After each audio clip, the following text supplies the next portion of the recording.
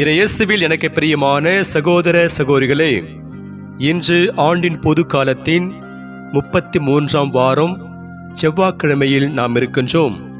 இந்த நாள் உங்களுக்கு இனிய நாளாக அமைய வாழ்த்துகிறேன், ஜெபிக்கின்றேன்.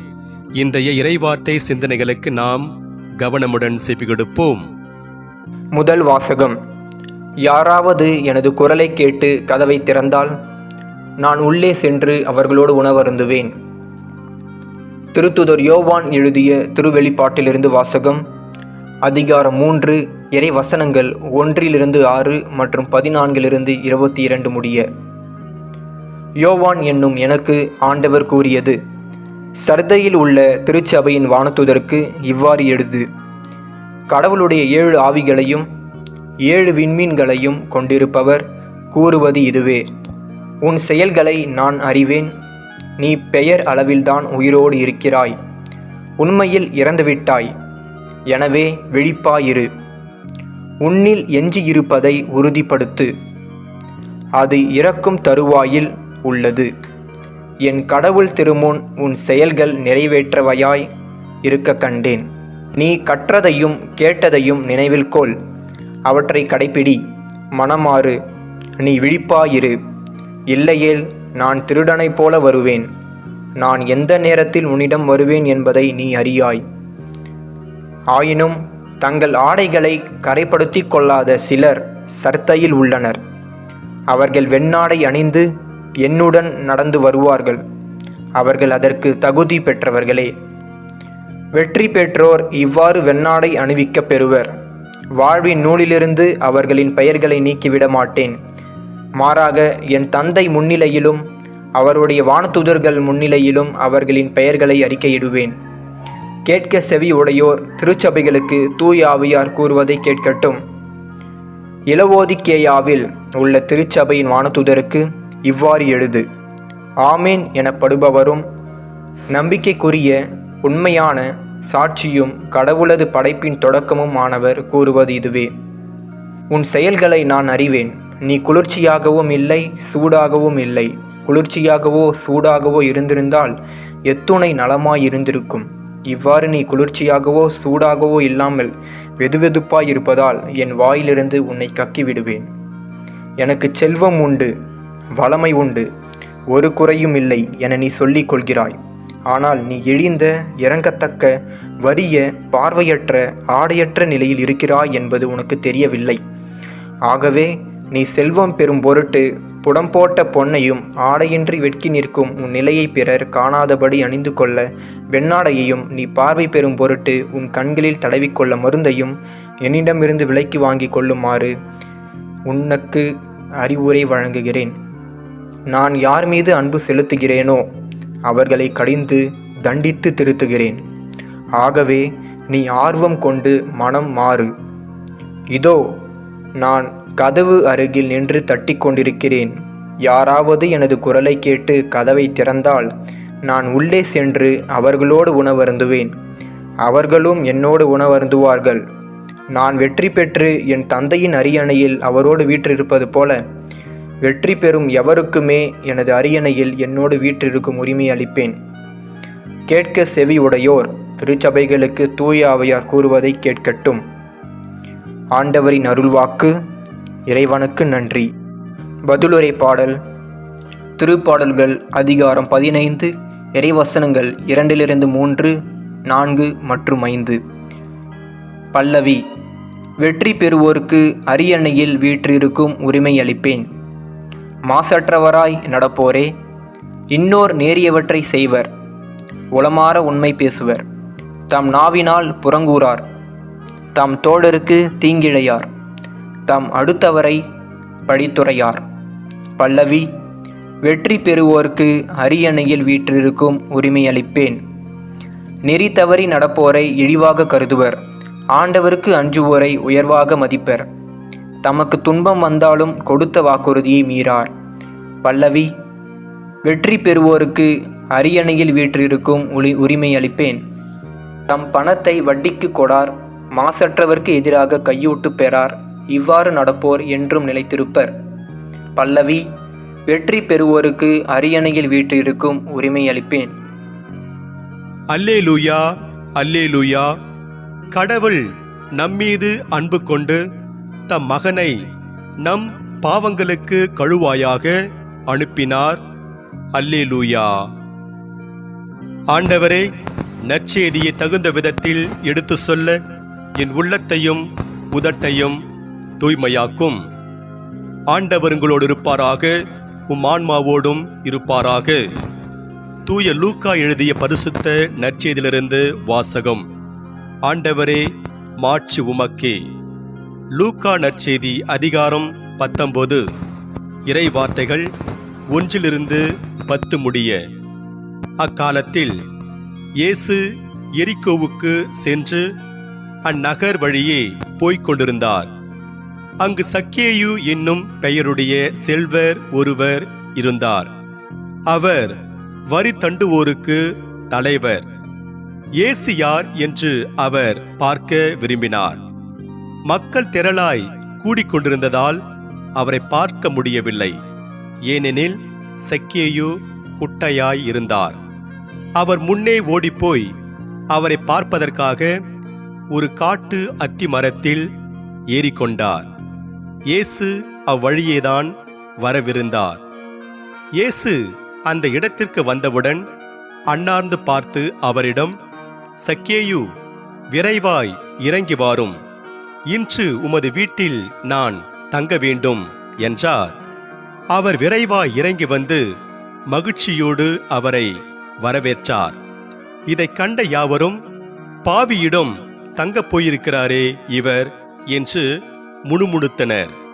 சக்கேயு எழுந்து நின்று, ஆண்டவரே, என் உடைமைகளில் பாதியை ஏழைகளுக்கு கொடுத்து விடுகிறேன். எவர் மீதாவது பொய்க்குற்றம் சுமத்தி எதையாவது கவர்ந்திருந்தால் நான் அதை 4 மடங்காக திருப்பி கொடுத்து விடுகிறேன் என்று அவரிடம் கூறினார். இயேசு அவரை நோக்கி, இன்று இந்த வீட்டிற்கு மீட்பு உண்டாயிற்று. ஏனெனில் இவரும் ஆபிரகாமின் மகனே. இழந்து போனதை தேடி மீட்கவே மானிட மகன் வந்திருக்கிறார் என்று சொன்னார். ஆண்டவரின் அருள்வாக்கு. கிறிஸ்துவே, உமக்கு புகழ். நற்செய்தி வாக்கினால் என்னுடைய பாவங்கள் அகல்வதாக. ஆமென்.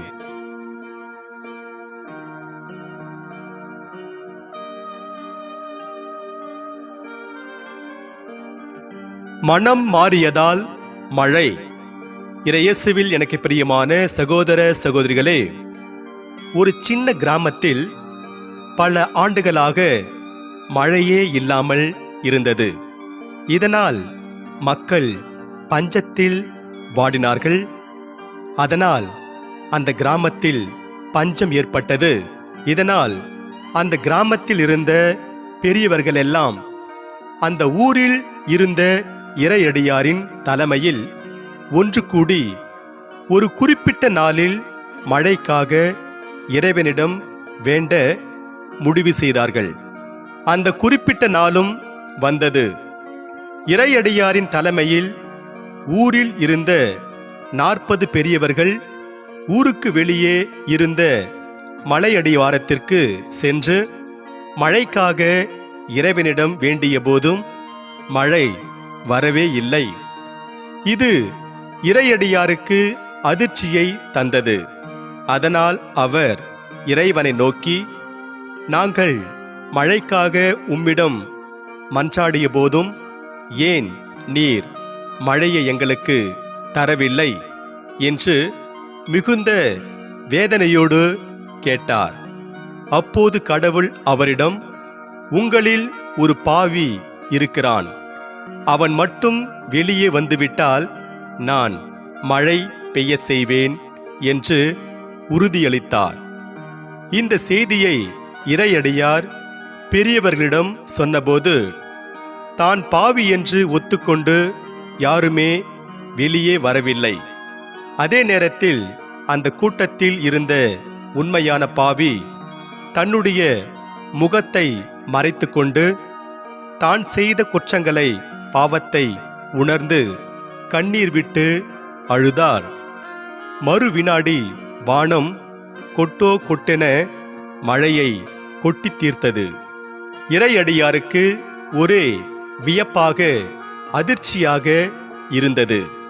அதனால் அவர் கடவுளிடம், பாவி என்று யாரும் முன் வரவில்லை, அப்படி இருந்தும் நீர் மழையை தந்திருக்கிறீரே என்று கேட்டதற்கு, அதற்கு கடவுள், பாவி தன் குற்றத்தை ஒத்துக்கொண்டார், அதனால்தான் மழையை தந்தேன் என்றார்.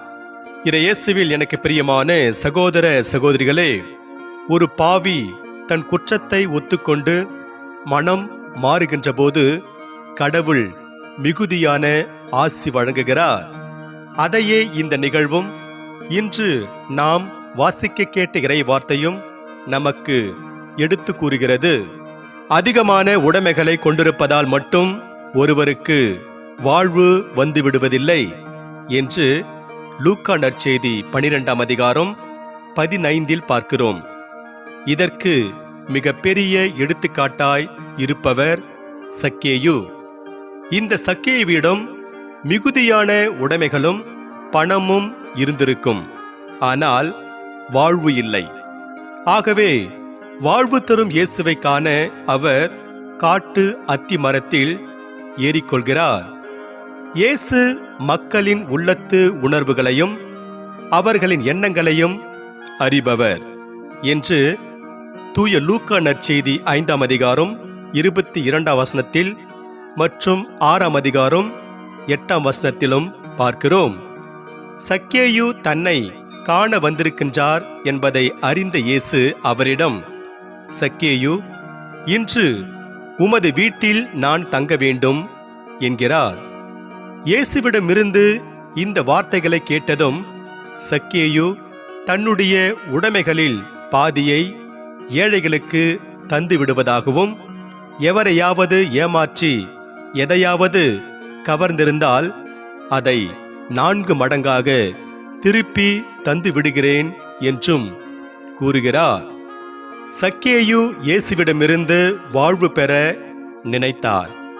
அதன் வெளிப்பாடாக அவர் தன்னிடமிருந்த பாவத்தை மட்டுமல்லாமல் உடைமைகளையும் இழக்க அல்லது கொடுக்க தயாராக இருக்கிறார். இன்றைய முதல் வாசகத்தில் பணம்தான் எல்லாம், செல்வம்தான் எல்லாம் என்று வாழ்கின்ற சர்தை, இலவோத்திக்கேயா ஆகிய 2 திரு அவைகளை குறித்து வாசிக்கின்றோம். பணம்தான் எல்லாம் என்று ஆண்டவரை புறக்கணித்து வாழ்ந்த இத்திரு அவையினர் இழிநிலையில் உள்ளனர் என்று சொல்லும் யோவான் அவர்களை மனம் மாற சொல்கிறார்.